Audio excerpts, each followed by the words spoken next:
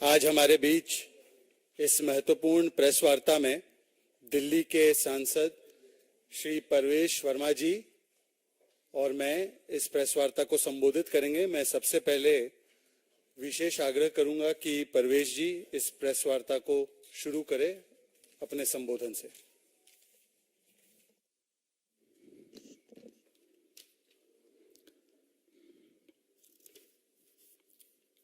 आप सभी मीडिया मित्रों का आज की प्रेस वार्ता में आने के लिए धन्यवाद। हम भी उसी फैसले का इंतजार कर रहे हैं जिस फैसले का अभी आप लोग इंतजार कर रहे हैं।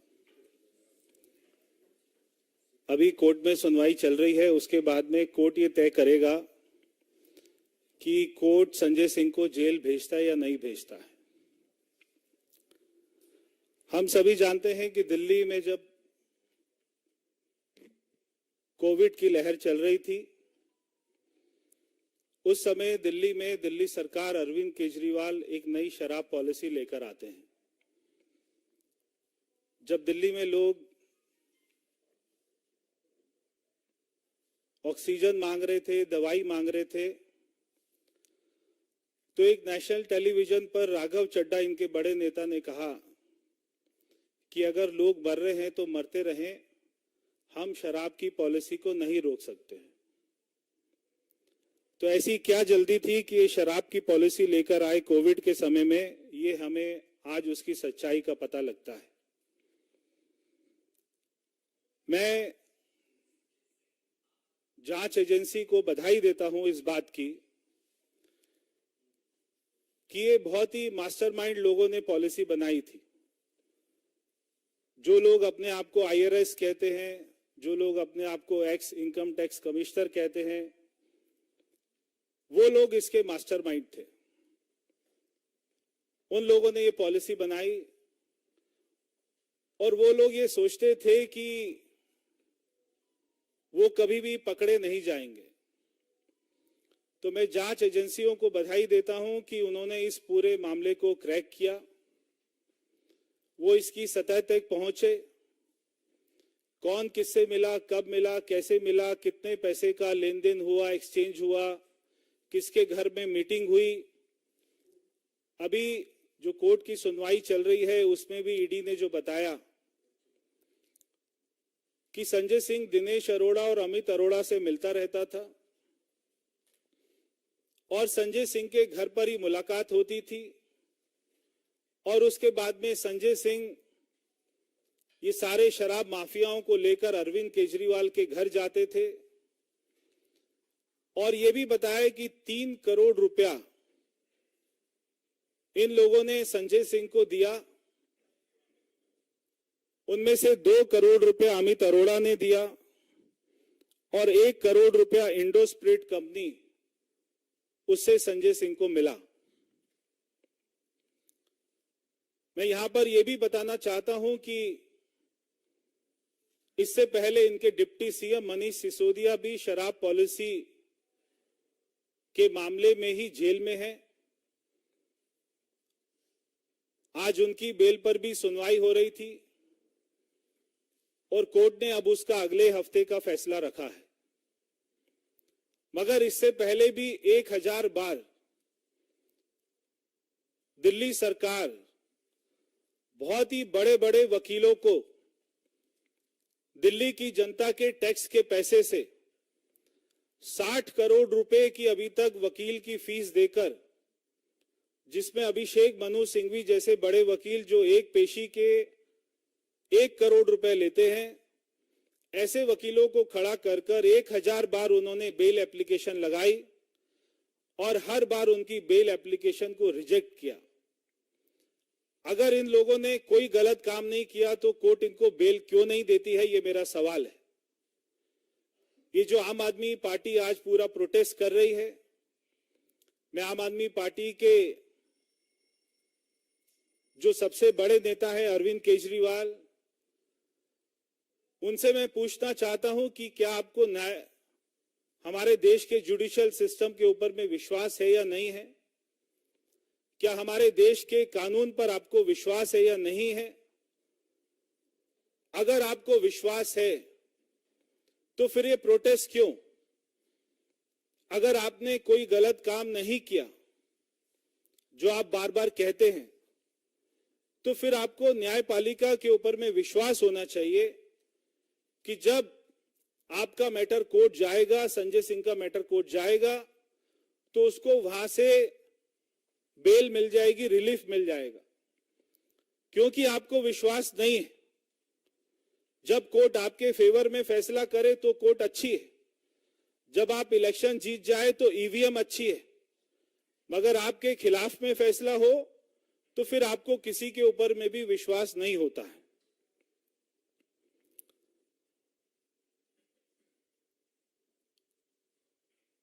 ये लोग बार बार कहते हैं कि क्योंकि इलेक्शन आ रहे हैं उसके हम उनसे डर गए, और ये अपोजिशन पार्टी जो इंडिया अलायंस बना है उसके ऊपर में अटैक है। हमारे प्रधानमंत्री जी ने कहा था कि ना मैं पैसे खाऊंगा ना किसी को खाने दूंगा। अगर कोई भी अपोजिशन पार्टी के लोग, किसी भी पार्टी के लोग अगर कोई करप्शन करते तो उनको दुनिया की कोई भी ताकत जेल में जाने से नहीं रोक सकती है। और अगर आपने कोई करप्शन नहीं किया तो आपको फिर कोई भी जेल में नहीं डालेगा।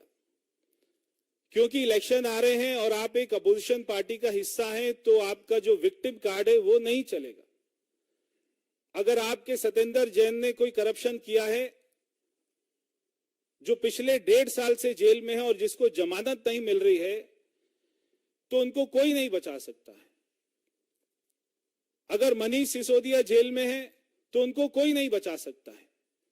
एक के बाद एक आम आदमी पार्टी के बड़े बड़े लीडर, वो जो सबसे बड़ी जेल है तिहाड़ जेल और वो मेरी लोकसभा में है, वहां पर जा रहे हैं।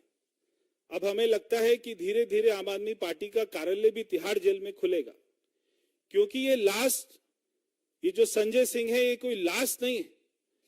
और भी बड़े बड़े नाम हैं जो ये पूरी शराब की पॉलिसी में इन्वॉल्व थे, और ईडी ने जो अपनी जांच करी है उसके पास में काफी एविडेंस है। और जो गवर्नमेंट अप्रूवर बने हैं दिनेश अरोड़ा, उन्होंने काफी बातों की जानकारी दी है। जब संजय सिंह को दिनेश अरोड़ा, अमित अरोड़ा के सामने बिठाया जाएगा और वहां पर उनसे सवाल पूछा जाएगा, तो संजय सिंह केवल इतना नहीं कह सकते क्योंकि इलेक्शन आ रहा है और हम अपोजिशन पार्टी में हैं इसलिए हम पर अटैक हो रहा है। उनको जवाब देना पड़ेगा। अगर कोर्ट में उनका वकील काउंटर एविडेंस नहीं देता है तो उनको बेल कभी नहीं मिलेगी। इसलिए मेरा कहना है कि विक्टिम कार्ड खेलना बंद करें। अगर आपने कोई जुर्म किया है, और मेरा अरविंद केजरीवाल को एक जो है फ्रेंडली एडवाइस है कि आप जो भी आपने किया है पाप, अगर आप उसको सामने स्वीकार कर लें तो मुझे लगता है आपकी भी सजा थोड़ी सी कम हो जाएगी। धन्यवाद परवेश जी। मित्रों, एएपी का मतलब अब आम आदमी पार्टी नहीं बल्कि और अधिक पाप बन चुका है। और जब भी ये भ्रष्टाचार का पाप करते हैं तब इनका एक ही नारा होता है। इनका नारा एक ही होता है कि करेंगे हम मिलकर भ्रष्टाचार, बनाएंगे इसको अपना जन्मसिद्ध अधिकार। कोई एजेंसी या कोर्ट हमें पकड़े तो मातम मनाते हुए चिल्लाएंगे अत्याचार अत्याचार और खेलेंगे बड़ा विक्टिमहुड कार्ड। और ये स्टैंडर्ड ऑपरेटिंग प्रोसीजर बन चुका है और अधिक पाप एएपी का। आज सवाल ये बनता है कि जो लोग अन्ना हजारे के शिष्य बनकर राजनीति में आए थे, उनका ऐसा सियासी धर्मांतरण हुआ है और होना भी है। आजकल तो लालू प्रसाद यादव जी के शागिर्द बने घूमते हैं। तो ऐसा सियासी धर्मांतरण का कोई किस्सा आपने कभी भी देखा नहीं होगा। एक समय था कि बिना कोई सबूत, बिना कोई कोर्ट के आदेश, ये 14-14, 15-15 लोगों की लिस्ट लेकर घूमते थे। लालू जी करप्ट है, सोनिया जी करप्ट है, सोनिया जी को गिरफ्तार किया जाना चाहिए, राहुल गांधी करप्ट है, फलाना करप्ट है, ढिमकाना करप्ट है, मुलायम सिंह यादव जी करप्ट है। ऐसी फहरिस्त निकाल कर घूमने वाले लोग आज ऐसे लोगों के साथ गठबंधन करते हैं और जब एक के बाद एक कोर्ट के द्वारा अलग अलग तरीके से उनको कोई भी राहत नहीं मिलती है, तब भी ये विक्टिमहुड कार्ड खेलते हैं। आज सुबह से ही इनका एक टेप रिकॉर्डर चल रहा है। जब भी कोई कोर्ट की कार्रवाई, कोई इन्वेस्टिगेटिंग एजेंसी की कार्रवाई होती है, आप एक पैटर्न नोट करना, सुबह से एक टेप रिकॉर्डर शुरू हो जाता है और शाम तक वही टेप रिकॉर्डर चलता है। एक भी सवाल का जवाब नहीं दिया जाता, बस वही टेप रिकॉर्डर चलता है। हमारे साथ तो देखिए वेंडेटा हो रहा है, हमारे साथ विद्वेषपूर्ण कार्रवाई हो रही है। अभी तक तो एक झुंझुना भी नहीं मिला है। मैं पूछना चाहता हूं, और कुछ 15 सवाल हमने जो लगातार पूछने का काम किया है, वो 15 सवाल हम फिर से अरविंद केजरीवाल और एएपी को पूछना चाहते हैं। यदि आपका कहना यह है कि आपके साथ वेंडेटा पॉलिटिक्स हो रहा है, आपके साथ केवल और केवल विद्वेषपूर्ण कार्रवाई हो रही है, झुंझुना तक नहीं मिला है, मार्च 2023 से मनीष सिसोदिया जेल में है, मार्च 2023, और उसके बाद कई बार अनेकों कोर्ट में जाने के बाद भी मनीष सिसोदिया को कोई राहत नहीं मिली है। उल्टा सीबीआई की कोर्ट ने उनके विषय में कहा है, और ये नोटेड है, ये पब्लिक डोमेन में है, एक फाइंडिंग है कि मनीष सिसोदिया प्रिंसिपल आर्किटेक्ट है शराब घोटाले के।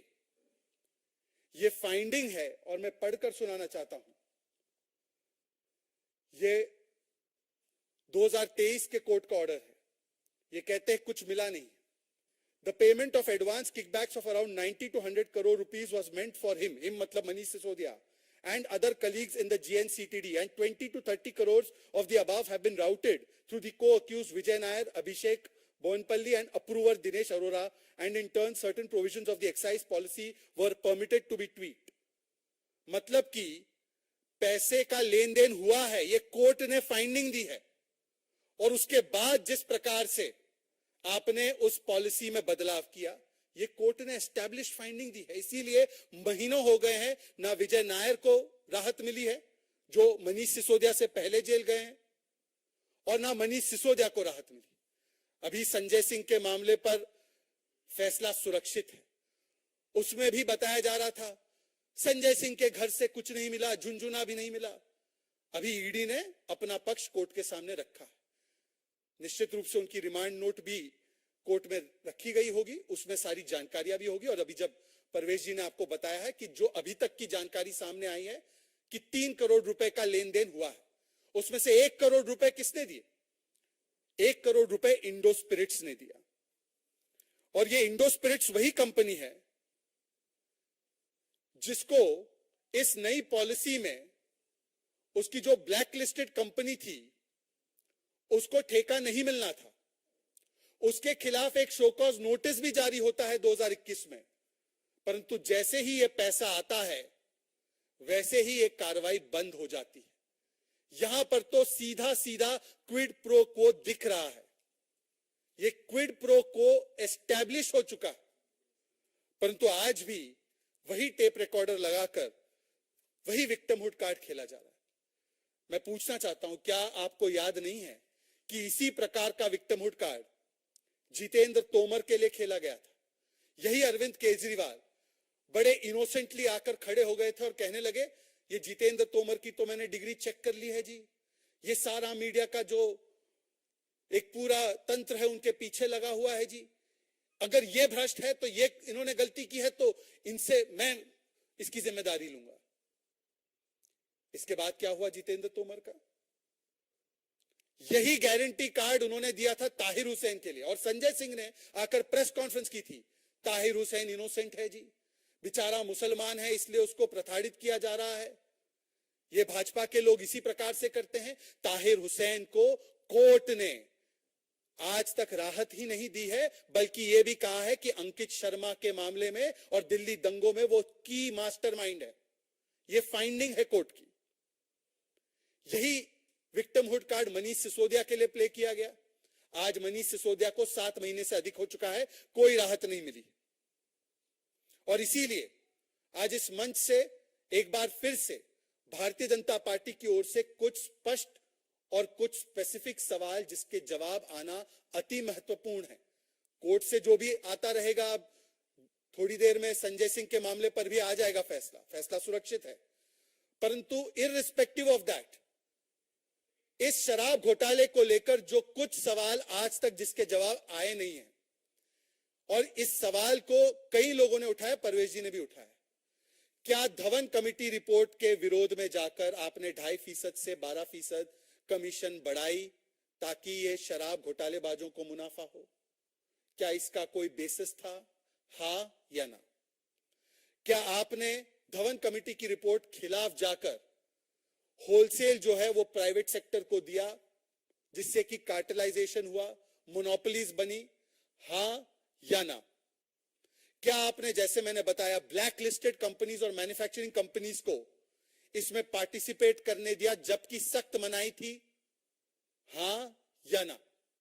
और इस ब्लैक लिस्टेड कंपनी में क्या इंडो स्पिरिट्स की खाओ गली को ठेका दिया गया था? उस पर शो कॉज जारी हुआ, उस शो कॉज पर क्या कार्रवाई आगे हुई, या जैसे ही 1 करोड़ रुपए संजय सिंह के पास पहुंचते हैं उसके बाद कार्रवाई बंद हो जाती है?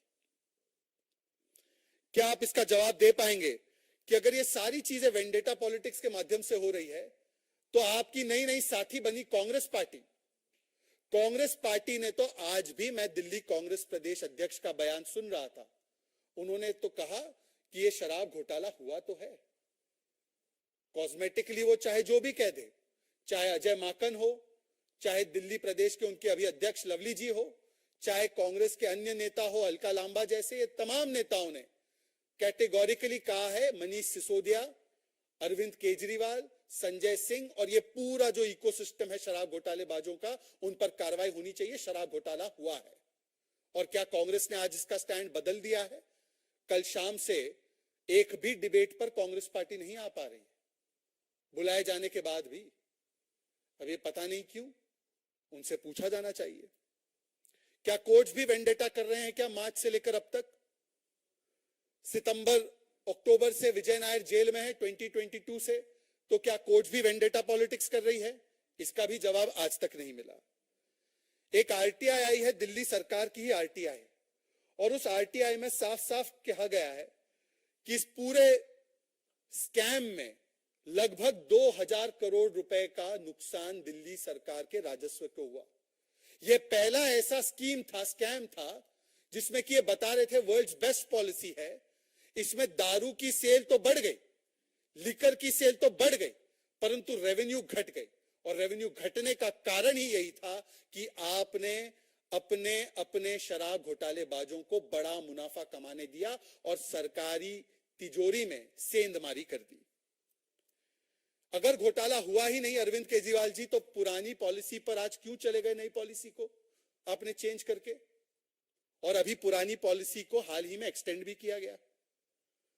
अगर आपका घोटाला हुआ ही नहीं है, शराब घोटाला हुआ ही नहीं है, तो बताएं किस प्रकार से 144 करोड़ रुपए का वेवर दिया गया इन शराब घोटालेबाजों को, वो भी उस समय पर जब कोविड का पीक काल था। कोविड काल में दो ही काम हुए, एक तो शीश महल बना और दूसरा 144 करोड़ का कभी वेवर दे दिया अपने शराब घोटालेबाजों को, कभी 30 करोड़ की ईएमडी जो रिफंड नहीं करनी थी, जिसको सरकार को रखना था, तो एयरपोर्ट जोन के लाइसेंस के बदले उस ईएमडी को रिफंड कर दिया गया। क्या ऑपरेशनल पीरियड लाइसेंस का जो 1 अप्रैल 2022 तक था, इसको बिना ड्यू अप्रूवल के 31 जुलाई 2022 तक किया गया? नहीं किया गया। क्या रिलैक्सेशन करके इस पूरी नीतियों में एक एक मोहल्ले में 2 से अधिक ठेके खोलने की अनुमति दी या नहीं दी? कहीं मस्जिद के पास ठेका खोल दिया, कहीं मंदिर के पास, कहीं गुरुद्वारे के पास, कहीं स्कूल के पास। अस्पताल तो कितने बने हर मोहल्ले में मुझे नहीं पता, कितनी सेवाएं दी हर मोहल्ले में नहीं पता, पर हर मोहल्ले में 2 से अधिक ठेके खोलने का काम अगर किया गया तो वो अरविंद केजरीवाल के द्वारा किया गया। और कौन सी पॉलिसी के तहत पूछा गया कि इसको खोलना है नहीं खोलना है? इन्होंने तो कहा था कि हम जनता से पूछकर ये निर्णय लेंगे। क्या जनता से पूछा गया था? इसके बाद सी अरविंद, जो कि सेक्रेटरी है मनीष सिसोदिया के, वो स्टेटमेंट देते हैं, और ये मैजिस्ट्रेट के सामने स्टेटमेंट दिया गया है कि स्वयं अरविंद केजरीवाल के घर पर पॉलिसी को ट्वीक करके शराब घोटालेबाजों को मन मुताबिक पॉलिसी बनाकर देने का काम किया गया। ये कोई इक्का दुक्का स्टेटमेंट पर नहीं, ये कोई कल जो लोग अप्रूवर बने हैं उनके स्टेटमेंट पर नहीं, ये बहुत ही लंबा केस है जिसमें डिजिटल एविडेंस भी है, जिसमें 164 के बयान भी है, जिसमें पैसों की लेन देन भी है और जिसमें कई सारे नियम जो वायलेट हुए हैं उसका भी एक लंबा एक पूरा प्रोसेस है। किस प्रकार से जब फैसले करने की अनुमति नहीं थी तो 50 रुपए प्रति क्रेट इंपोर्टेड लिकर को डिस्काउंट दिया गया। ये सारे सवाल स्पेसिफिक सवाल है, परंतु आज तक एक भी स्पेसिफिक सवाल का शराब घोटाले को लेकर जवाब इनकी तरफ से नहीं आया, जबकि इनके मंत्री प्रेस कॉन्फ्रेंस करते हैं। इसीलिए आज मैं केवल 2-3 बातें कहकर अपनी वाणी को विराम दूंगा। यदि ये फिर से अगर कहते हैं कि ये वेंडेटा पॉलिटिक्स है, सबसे बड़ी हिपोक्रेसी आम आदमी पार्टी के मैं आपको दिखाता हूं। छत्तीसगढ़ में भी एक प्रकार का लिकर स्कैम हुआ है जिसको ईडी इन्वेस्टिगेट कर रही है। अब दोनों में कंपटीशन है, दोनों ही पार्टियां ट्विन टावर ऑफ करप्शन तो है ही, तो दोनों ट्विन टावर में करप्शन की होड़ लगी हुई है, कौन ज्यादा लूट सकता है। कांग्रेस ने जो छत्तीसगढ़ में लिकर स्कैम किया है, आम आदमी पार्टी ने उस पर बाकायदा प्रेस कॉन्फ्रेंस करते हुए कहा कि यही ईडी जो उसको इन्वेस्टिगेट कर रही है, वही ईडी जाकर भूपेश बाघेल को गिरफ्तार करे। बताइए, ईडी वहां काम करे तो चमत्कार और ईडी आप पर काम करे तो गुनहगार। इसीलिए आज विक्टिमहुड कार्ड खेलने का समय नहीं, आज हिसाब किताब देने का समय है। हमने 10 से अधिक सवाल इस पटल से आम आदमी पार्टी की तरफ रखे हैं, परंतु एक का भी जवाब आता नहीं है। केवल वो टेप रिकॉर्डर बजाकर चले जाते हैं। आज तक 800 करोड़ रुपए का ऑडियो टेप, वो कह रहे थे ना साजिश के तहत उनकी पार्टी को तोड़ा जा रहा है, भाजपा ने 800 करोड़ रुपए रखे हुए हैं, वो कहां है 800 करोड़ रुपए और उसका ऑडियो टेप। तो इस प्रकार की बातें करना, केवल आरोप लगाकर निकल जाना, यही इनका चरित्र बन चुका है। इसको लेकर कोई और सवाल होंगे तो आपके सवाल आप पूछ सकते हैं इसी मुद्दे पर।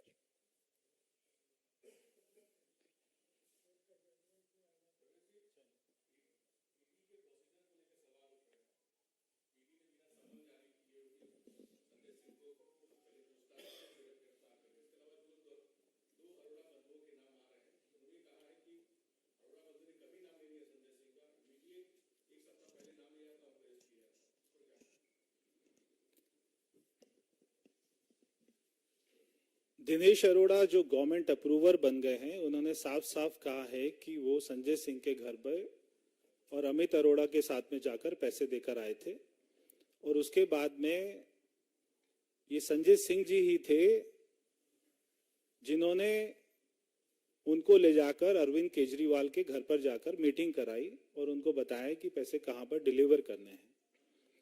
तो इसमें अगर गवर्नमेंट अप्रूवर और पैसे देने वाला अगर किसी का नाम लेता है तो वो एक अपना बहुत ही सॉलिड एविडेंस है।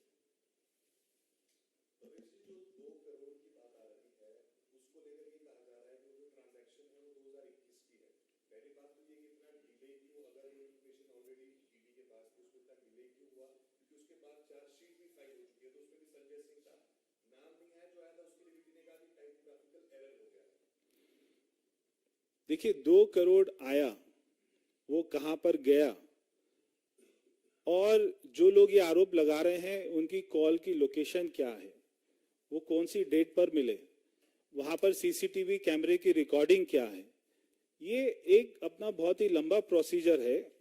मैंने कभी या शहजाद जी ने कभी ईडी में काम नहीं किया, तो ये तो ईडी वाले ही बता पाएंगे कि उनका प्रोसीजर क्या रहता है। मगर मैं समझता हूं कि इतना जो ईडी ने अच्छा काम किया है, इसके लिए मैं उनको बधाई देता हूं। और अरुण जी, आपकी बातों को अगर उसी प्रकार से लिया जाए तो एक चीज तो स्पष्ट है कि ये वेंडेटा पॉलिटिक्स तो कहा नहीं जा सकता। दोनों चीज तो एक साथ नहीं कह सकते आप कि वेंडेटा भी हो रहा है और जो आपने अभी एक टिप्पणी कही है, वैसे आप ही लोगों की टिप्पणियां ये भी फ्लैश हो रही है कि किस प्रकार से दिनेश अरोड़ा ने कहा है कि संजय सिंह प्रभावित व्यक्ति है और उनका पहले नाम नहीं लिया गया था क्योंकि विजय नायर ने उसको धमकी भी दी थी, और अभी और भी 2 नाम हैं। तो ये भी बातें चल रही है। मुझे लगता है कोर्ट का जो भी प्रोसीजर है, आज जो 10 से 12 सवाल पूछे गए हैं और जो शराब घोटाला निश्चित रूप से हुआ है, उस पर स्पष्ट जवाब देने के बदले अरविंद केजरीवाल इधर उधर की बातें ना करे और बताए कि क्या कोर्ट भी उनके खिलाफ वेंडेटा कर रहा है और क्या उनकी कांग्रेस पार्टी जो इसको शराब घोटाले को आज भी मानती है कि ये घोटाला हुआ है, क्या वो भी उनके खिलाफ विद्वेषपूर्ण कार्रवाई से तने हुए हैं क्या? इसका जवाब देना चाहिए।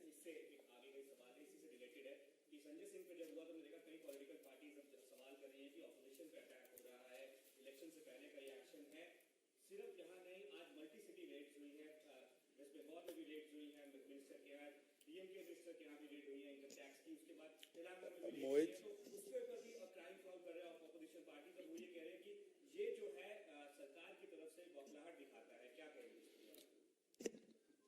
ये जितनी भी पार्टी हैं जो आज इंडिया अलायंस का हिस्सा हैं, इन्हीं सब पार्टियों को 2014 में, 2013 में अरविंद केजरीवाल सभी पार्टियों को चोर, डाकू और ये सब बोलकर आए थे और आज उसी ये इंडिया अलायंस का हिस्सा है। मैं पूछना चाहता हूं कि अगर ईडी या सीबीआई जो चोर हैं, अगर किसी ने भ्रष्टाचार किया है और वो उसको पकड़ने का काम कर रहे हैं, तो ये एजेंसी का गुड यूज है कि मिस यूज है? अगर कोई अच्छा काम कोई कर रहा है तो हमें उसके लिए उसको बधाई देनी चाहिए। अगर कोई करप्शन कर रहा है और ईडी या सीबीआई उसको नहीं पकड़ रही है, जैसा कांग्रेस के समय में होता था कि उन्हीं के सारे कांग्रेस के नेता ऐसे स्कैम करते थे और ये एजेंसियां घर पर अपना ताला मारकर, ऑफिस में ताला मारकर बैठी रहती थी, कोई किसी को अरेस्ट नहीं करती थी, कोई किसी को चार्जशीट नहीं करती थी। अगर ये सारी एजेंसी आज ये सारे लोगों को पकड़ने का काम कर रही है और सारे एविडेंस के बाद कर रही है, तो इसमें हमें एजेंसी की तारीफ करनी चाहिए या नहीं करनी चाहिए? और जहां तक एजेंसीज का बात है, लालू प्रसाद यादव 4 बार कन्विक्टेड है। क्या अरविंद केजरीवाल उन्हें कन्विक्टेड मानते हैं? और अगर मानते हैं तो उनके साथ गठबंधन में क्यों है?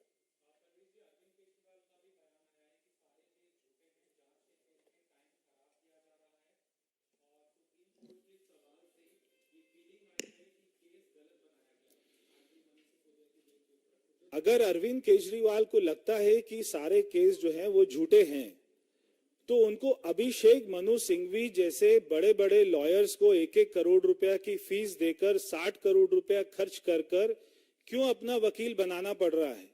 जो गवर्नमेंट पैनल पर, जो दिल्ली गवर्नमेंट के पैनल पर उनके लॉयर्स हैं, वो उनसे क्यों नहीं केस लड़वा रहे हैं? क्यों उनको इतने बड़े बड़े वकीलों की अपना मदद लेनी पड़ रही है?